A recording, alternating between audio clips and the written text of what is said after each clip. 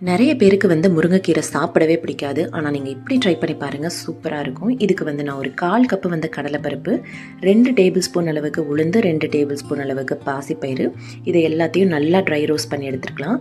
இதோட 2 டீஸ்பூன் அளவுக்கு சீரகம், 1 டேபிள் ஸ்பூன் அளவுக்கு மிளகு, இதையும் நல்லா வறுத்ததுக்கு அப்புறமா காரத்துக்கு ஏற்ற மாதிரி வரமிளகாய் ஆட் பண்ணிக்கலாம். அப்புறம் ஏற்கனவே நான் முருங்கைக்கீரையை காய வச்சு எடுத்து வச்சுருந்தேன். ஸோ அதையும் நான் 1 கப்பு ஆட் பண்ணிக்கிறேன். இதுக்கு தேவையான அளவு பெருங்காயம், உப்பு, இது எல்லாத்தையும் நல்லா வறுத்ததுக்கு அப்புறமா தனியாக எடுத்து வச்சிடலாம்.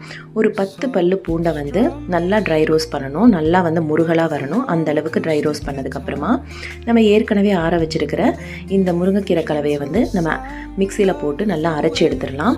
கடைசியாக இந்த பூண்டை போட்டுட்டு பல்ஸ் மோடில் போட்டு எடுத்தோம் அப்படின்னா சூப்பரான முருங்கைக்கீரை பொடி ரெடி ஆகிடும். இதை நம்ம சாதத்தோடு வச்சு சாப்பிட்லாம், இல்லை அப்படின்னா இட்லி தோசையோடு வச்சு கூட சாப்பிட்லாம். இதோட நெய் விட்டு சாப்பிட்டு பாருங்கள், அவ்வளோ அருமையாக இருக்கும்.